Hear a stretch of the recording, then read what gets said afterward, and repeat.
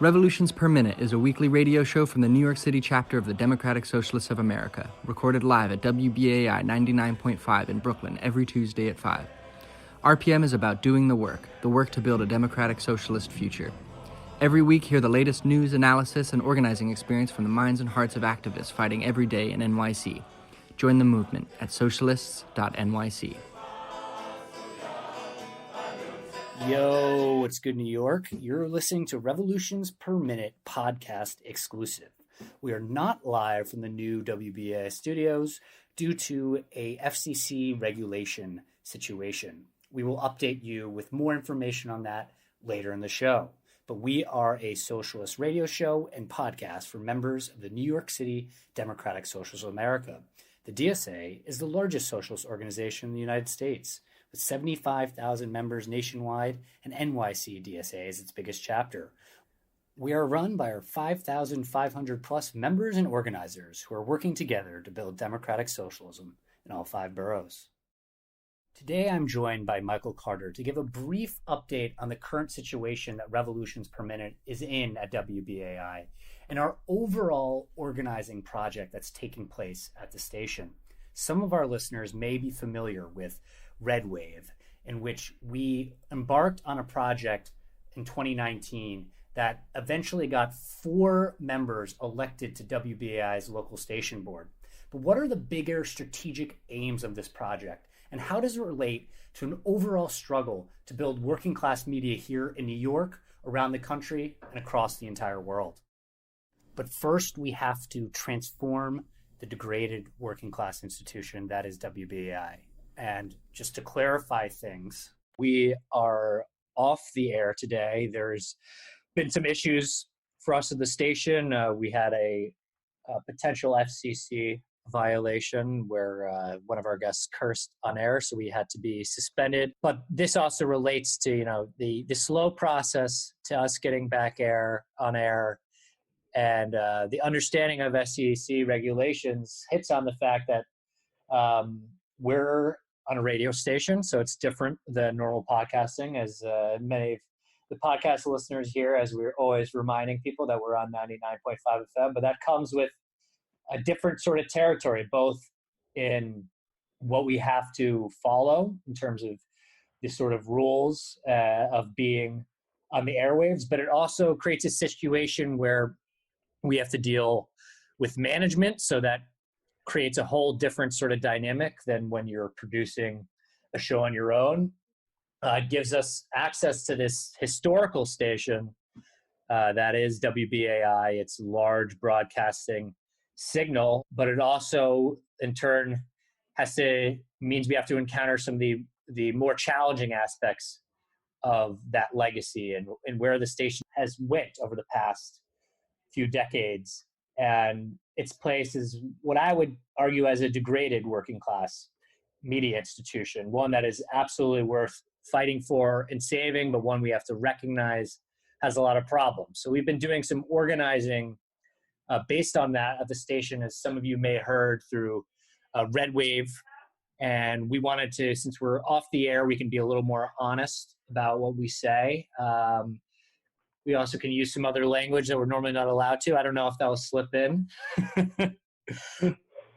But so I'm joined by Michael Carter, one of our fellow producers and hosts, just to talk a little bit about WBAI, about Red Wave. There's an important vote coming up being sent out by NYC DSA's media working group to officially endorse this project. And so I think it's an exciting time for this sort of work. It's also a time where perhaps the conflict, the kind of internal contradictions between producers and management at the station are heating up in a new way, and also a time where we might be shifting our strategy. So, Michael, sorry to kind of give a little long, rambling introduction to you, but thanks for being on to talk about this. No, you're all good. I was actually just doing a little research, and I don't know if you're familiar with the famous George Carlin sketch, The 7 Dirty Words, which is, the whole thing about these are the words you're not allowed to say on broadcast television.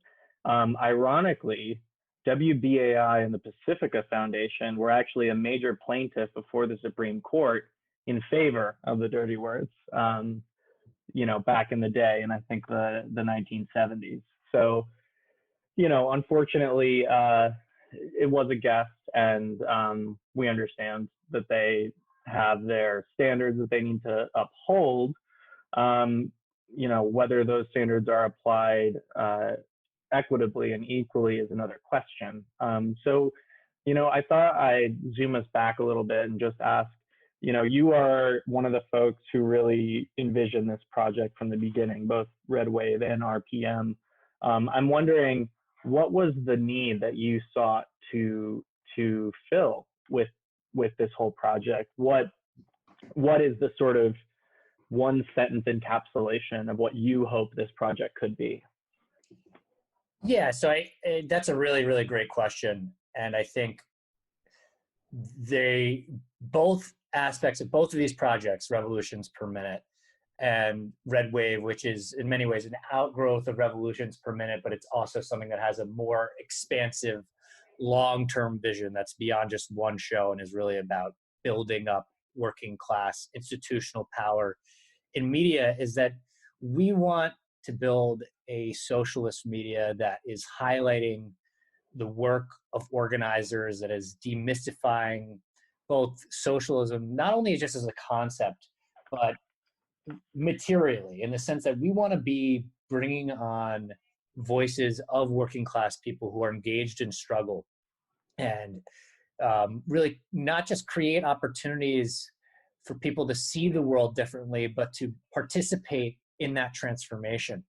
And there's been a lot of discussion recently. You get really lost in the online Twitter sphere and all these debates about who is representing the working class in the media institutions that fight for socialism now. And there is a real material problem that there is not enough structures where working class people can be empowered through the media. So I always envisioned for RPM something that really wasn't about creating a media brand name for myself or any of the other people who are involved in the hosting, but to really highlight the work that the guests are doing. And what we want to be doing with Red Wave as a whole is kind of building this up institutionally. So it's more than just like the one show that NYC DSA has. And why WBAI is such a perfect place to do this is that, just for all its faults and problems as it is, and its inability to live up to, I think, what its true potential is, it does bring on a more diverse spectrum of producers than any other radio station you're going to see. You're going to hear from more working class people, from more people who are coming out of New York's Black and brown communities, the most oppressed communities in the city. So it's really highlighting these voices in a different way. But also the reality is, it's, as I was just saying, it's not living up to its potential. It has this massive signal that is really worth tens upon tens of millions of dollars, being in the middle of the dial 99.5 FM.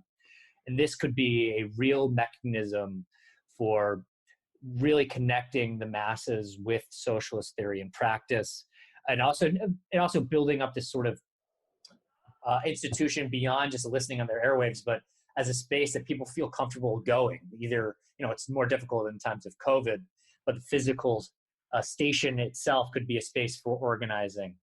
And we can really start to, as we build power at the station, bring on new programs that highlight the current struggles that are happening. Because I think the station itself relies deeply on its legacy of being connected to a lot of the struggles of the 60s and the 70s, which are crucially important to understand and to relate to and embrace as part of our legacy as the left. But it's really necessary to start kind of bringing aboard the new sites of struggle, the new organizers, people in working class communities feel like this is a place that they can go where they're going to be connecting to hundreds of thousands of New Yorkers across the city.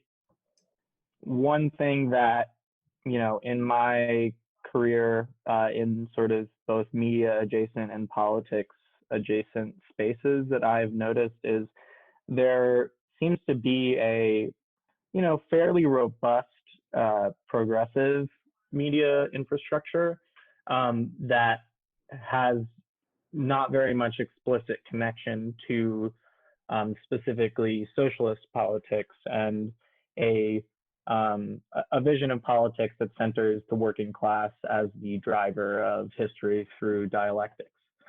And so while, we definitely want to work with our progressive comrades and brothers and sisters to create the society that we want, it's my feeling that there are those outlets already. You have Democracy Now!, The Nation, Slate, like there's a whole kind of media ecosystem built up that has given itself the sort of lexicon of saying we are, quote unquote, on the left. And while in one sense, in terms of American society, they're not, fascists, they're not reactionaries, they're not Republicans, they're not so-called centrists, but it still leaves out that crucial voice that sort of brings context, and also in some cases, even many of the ideas that the progressive left seizes upon have their origins in the socialist left. And I think especially as Americans in the world's imperial superpower, we have a responsibility to make sure that that aspect of the history of social movements and liberation struggles is not eclipsed, because that aspect is the one that's under the most assault.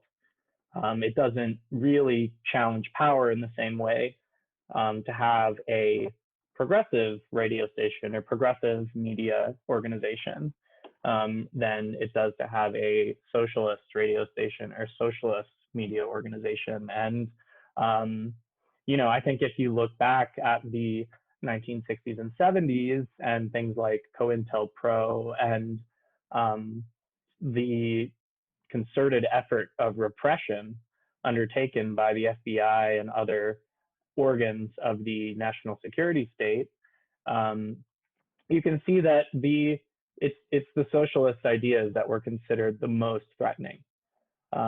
And when those ideas were paired with especially a narrative of Black liberation and a narrative of sort of actually dealing with, on a material level, the insane inequity that accompanied the founding of this nation state, that is really what scares the powers that be much more than some of the softer forms of liberalism, which can be important and have made strides, but do not get at the actual material conditions of people's lives in the same way, at least, that socialism and socialist thought does. Yeah, I think those are really good points and a good overview of the fact that there is this sort of progressive media industrial complex. I don't use that necessarily as in a derogatory sense. It's more that there are these institutions that exist on kind of the liberal left and even that are social democratic in a certain sense. And there is also kind of an emerging independent left media. And I would say, there's places like Democracy Now!, which has its origins at a place like WBAI, that kind of threads the needle, that it has its feet in both places, that it brings on true radical socialists, but also maintains its connections with the sort of broader progressive media. And I think that's something that is necessary, at least as things are currently constituted.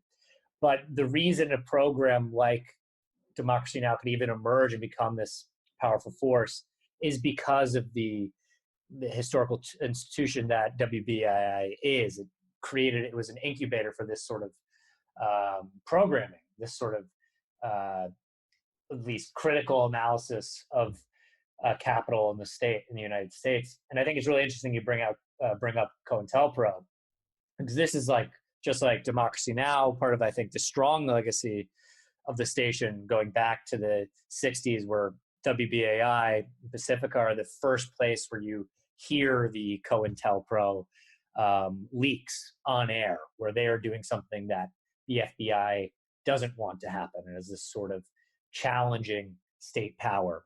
And so that's the sort of legacy of WBAI that we want to draw on, this sort of incredible investigative reporting, this willingness to kind of break with the ruling class and what they view as acceptable in media.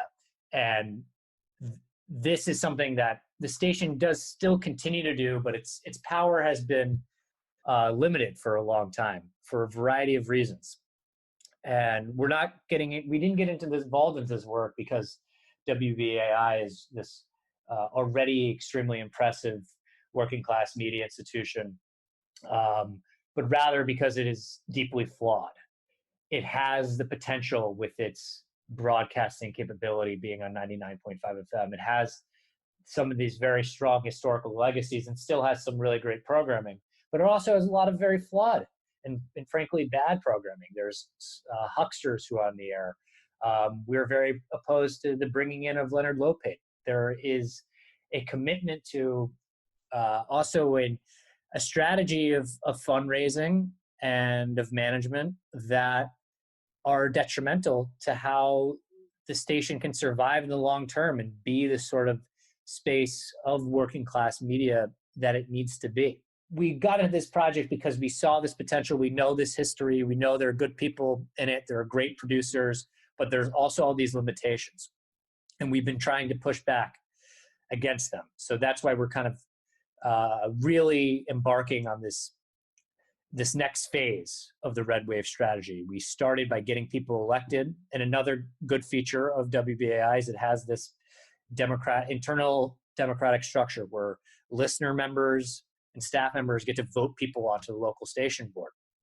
But this is also limited. This local station board doesn't have all the power, so it has to kind of constantly be navigating between the national organization and management.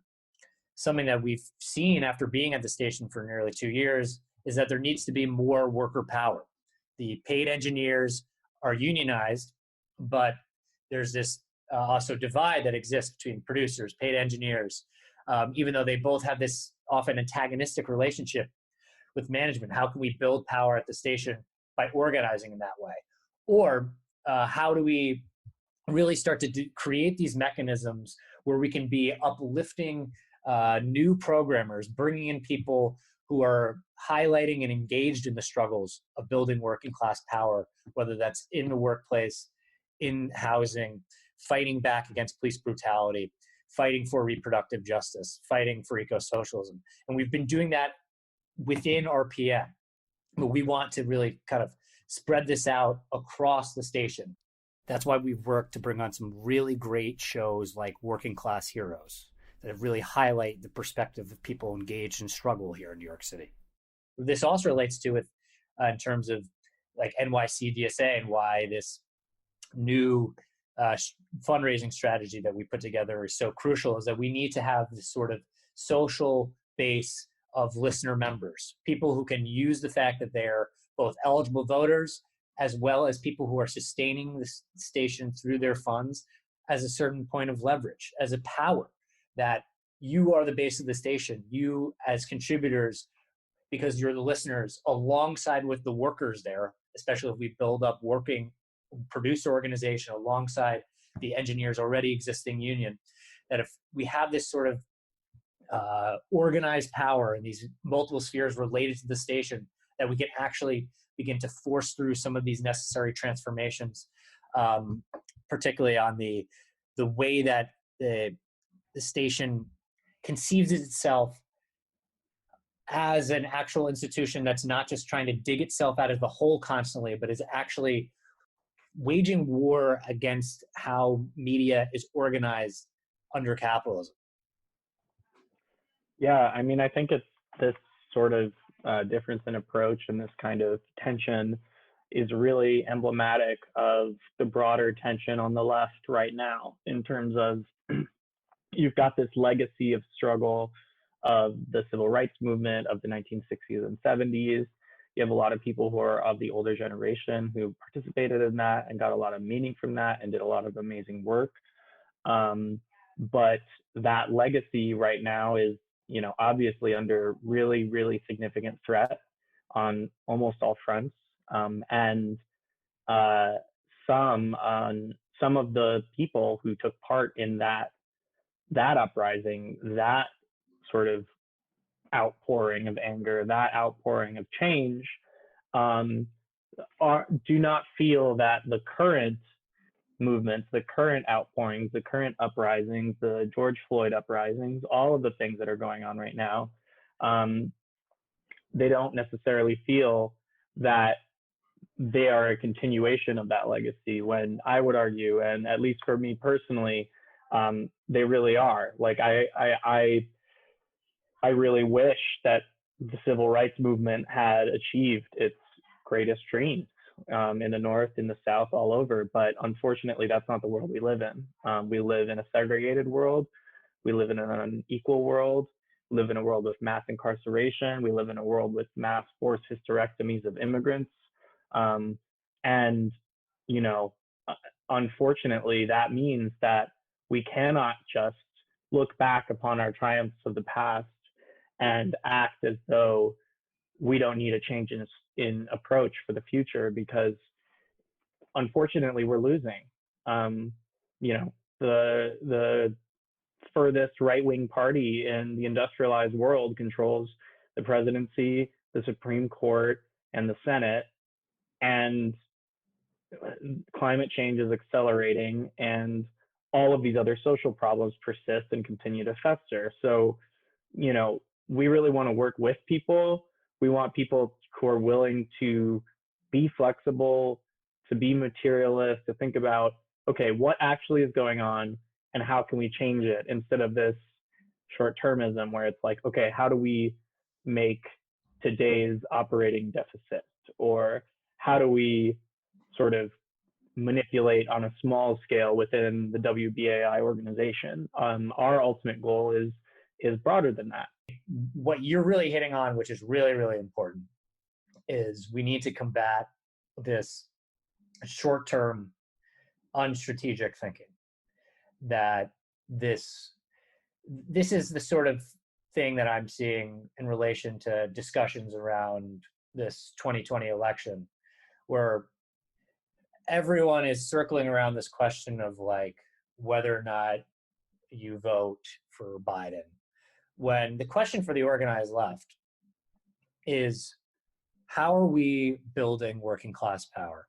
Whatever is happening on these various media platforms where you're having this constant horse race, unnecessary debate, is a distraction from the real strategic question of how does the working class organize and build power? And how does it do this? How does it engage in struggle and make gains and wins and build more power from it?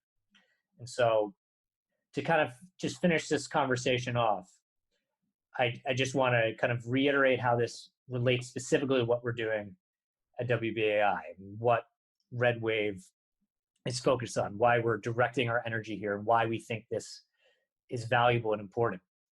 Because we have, as I mentioned before, there is this existing independent socialist media, and I think it's been a very great development. It's been very encouraging to see this happen over the past 10 years, the kind of resurgence of some older publications, their transformation and shift to embracing a better analysis, or the emergence of new publications, emergence of all these podcasts.